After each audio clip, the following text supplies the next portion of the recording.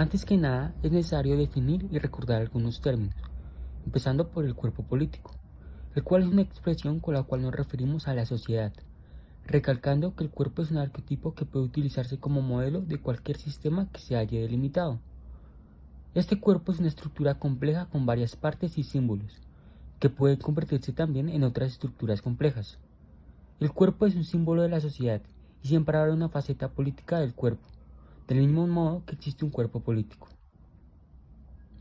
La lectura nos empieza hablando de los milagros de Jesús que se produjeron en el mundo mediterráneo y judía del siglo I después de Cristo, según la Biblia.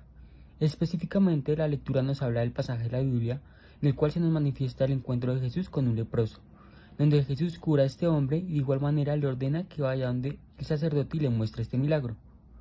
Esta obra, como tal, pone de manifiesto la importancia que tiene la antropología médica para entender los milagros de Jesús que comportan alguna curación. Primeramente, cabe aclarar que la lepra tiene dos distintos significados. En el mundo moderno se conoce como una enfermedad provocada por el Microbacterium leprae, mientras que en la antigüedad este término se refería a una serie de enfermedades diversas que componen alguna escoriación o mancha en la piel.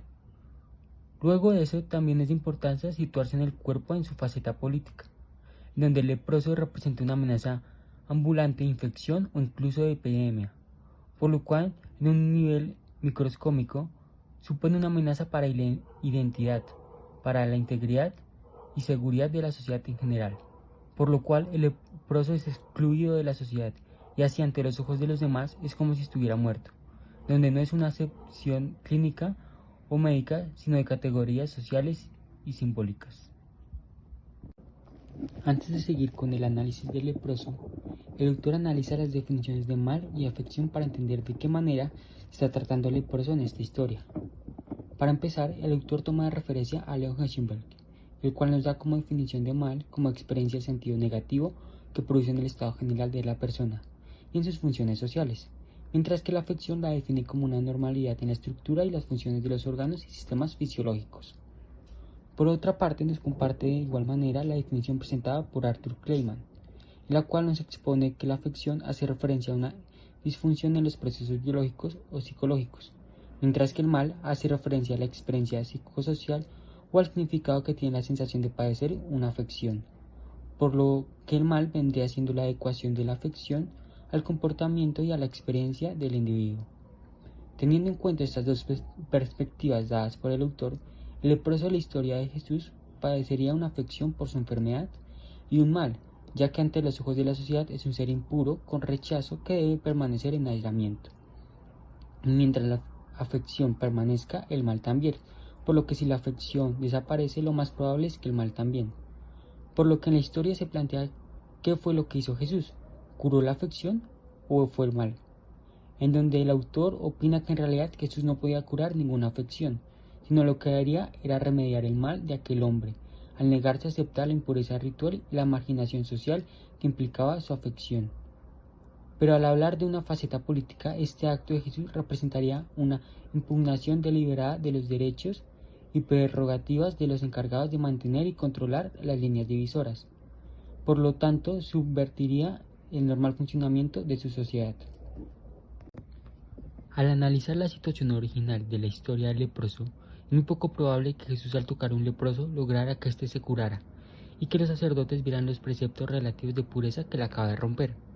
Lo que nos encontramos con este pasaje de la Biblia es que este es un texto de carácter profundamente apologético, en el que se pretende demostrar que Jesús estaba de acuerdo con las leyes y prácticas tradicionales según las Escrituras, en donde cabe aclarar que este pasaje fue adaptado para hacer ver a Jesús como un fiel cumplidor de los preceptos de la ley. Pero en el relato contado por Marcos, Jesús no ordena al leproso a que se presente al sacerdote con el fin de que cumpla los preceptos de la ley, sino en calidad de testigo en la parte contraria.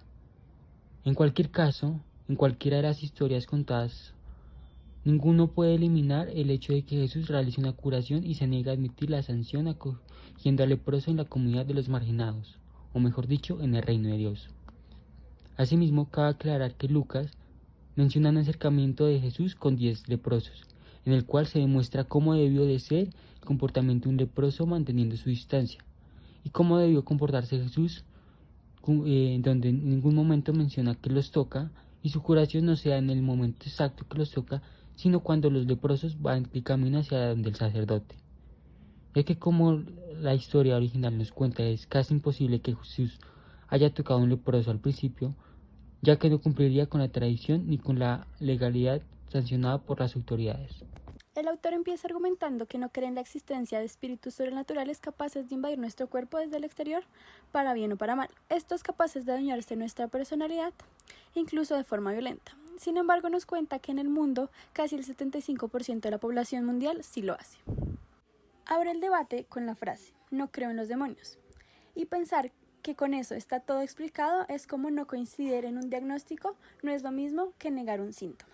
Nos da a entender que una posesión demoníaca es una forma especial de trastorno múltiple de la personalidad. El texto nos habla de una historia contada por E. Mansell Pattison sobre Mary, una chica indígena de la reserva Yakima, ya diagnosticada con esquizofrenia y con su receta médica. Sin embargo, para la criatura, el psiquiatra, con bastante sensibilidad cultural, conoció su historia. El abuelo de la joven era un chamán, que en su lecho de muerte dijo que quería pasarle sus poderes a la joven. El psiquiatra aconsejó exorcizar a esta chica para expulsar los espíritus del chamán. El texto nos pide que comparemos este caso con el caso de una universitaria de Klingenberg. Esta chica trataba por psiquiatras y sacerdotes al mismo tiempo que le recetaban medicamentos. Sin embargo, se le quería realizar un exorcismo. Pero para que este surgiera efecto, la chica que tenía que entrar en trance, lo que los medicamentos no se lo permitían. Produjo un choque entre el mundo de lo diabólico y el mundo de la química en el cuerpo de la chica. Para los dos casos se plantean dos problemas importantes. Uno es la trivialización del mal. Se refleja en este mundo como un adolescente echando espuma por la boca, y la otra posibilidad, el diagnóstico de algún tipo especial de trastorno múltiple de la personalidad. Se pone el caso en donde un adulto culpable de haber abusado sexualmente a la niña y hacer añicos su personalidad. La diferencia entre estas dos posibilidades es que el diagnóstico de un trastorno múltiple de la personalidad implica no victimizar a la víctima. Sin embargo, el concepto de posesión demoníaca supone echar totalmente la culpa al paciente.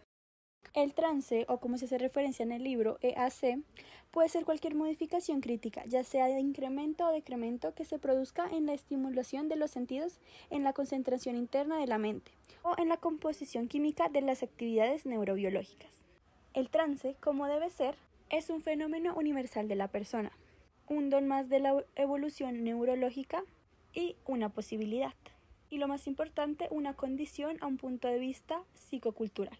Al tener una interpretación tanto natural como sobrenatural, se puede interpretar los casos en donde una persona en trance habla en lenguas desconocidas sea un caso sobrenatural, pero esta misma actitud comportada en un ritual bajo control es una experiencia perfectamente natural.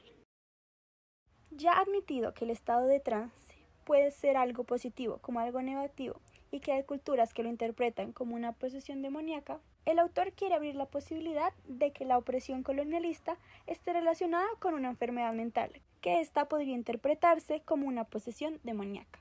El autor Loan M. Lewis ha llamado la atención sobre la relación entre la posesión demoníaca y la opresión. Esta opresión puede ser desde dominación sexual, opresión de un hombre sobre una mujer, así como la dominación racial e imperialista de un pueblo sobre otro.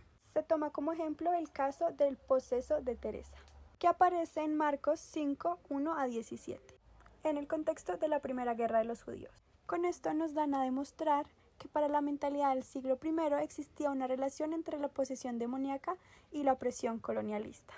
En este texto se cuenta como un hombre poseído de un espíritu impuro que ni aun con cadenas podían contenerlo. Se cuenta cómo Jesús ve al hombre y le pedía al espíritu impuro que saliera de él. Cuando Jesús le pregunta cuál es su nombre, él le responde: Legión es mi nombre, y somos varios. Estos le suplicaban no lo sacaran de la religión. Estos le suplicaron: envíanos a los puercos para que entremos en ellos. Jesús se lo permitió y los espíritus impuros salieron y entraron en los puercos. De este relato hay que ver los simbolismos. Primero, el demonio es uno y a la vez es varios. Su nombre es Legión, símbolo del poder de Roma. Estos espíritus pasan a los puercos, animal más impuro para el judaísmo. Finalmente es arrojado al mar, sueño de cualquier judío revolucionario. De esta historia se encuentra un equivalente contemporáneo: la situación de las tribus Luanda-Lubale. Para ellos hay una dolencia llamada Mahamba, producida por una posesión. Esta se llama Bindelé, término que también significa europeo. Con esto podemos ver cómo la explotación colonial adopta a nivel individual al aspecto de la posesión demoníaca. Concreta el proceso en un hecho, resucitar y resurrección, en el cual la resurrección en el Evangelio de Juan se concreta en la resurrección de Lázaro. También los campesinos de toda Baja Galilea afirmaron que Jesús devolvía la vida de los muertos pensando en un presente terrenal y no en un futuro celestial.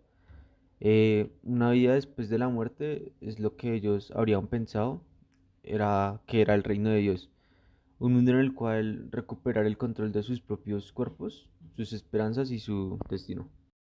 Hay una teoría de que la familia de Jesús creía plenamente en su poder, en su importancia, en su mensaje y en su misión, pero no en el modo en que lo llevaba a cabo. Lo que Jesús habría debido hacer, como cualquier familia mediterránea, era establecer en su tierra, en Nazaret, e, e instaurar allí un centro de culto médico. Él habría ejercido el papel de patrono, sus familias habrían hecho de intermediarios, su fama se habría extendido entre los campesinos de toda la comarca y los enfermos habrían acudido a él para que los curara en calidad de clientes y eso es lo que todo el mundo habría pensado que estaría bien, tanto para Jesús, tanto para su familia. Pero Jesús prefirió irse por esos mundos de Dios, donde llevaba la curación a que lo necesitara, viéndose obligado a empezar cada día de nuevo.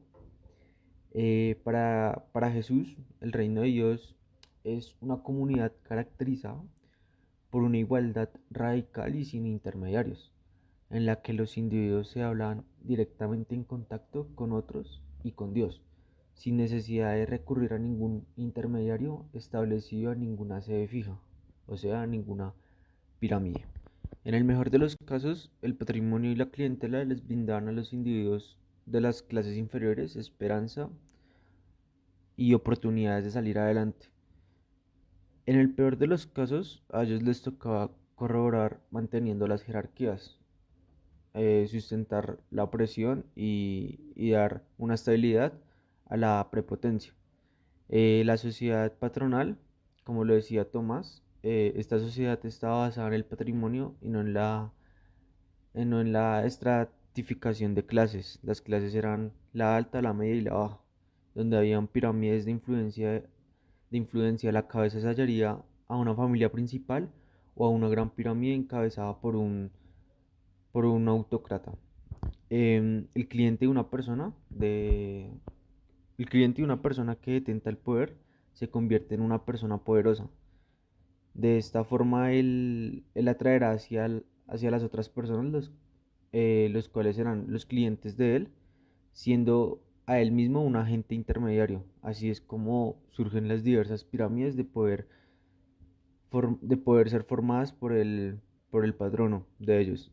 Los clientes del primer orden, los clientes del segundo orden y los del tercer orden, que acompañan a la sociedad del patrocinio. En una sociedad populosa, hasta los clientes más pobres tenían una utilidad. La presencia y el número de los clientes proclamaban la importancia del patrono, pero Juvenal señala que los clientes podrían estar muy cerca de la esclavitud y en ocasiones podría resultar peor, aunque hay quien ha justificado los sistemas esclavistas y patronales, clasificándolos de tipos de sociedad perfectamente entre morales.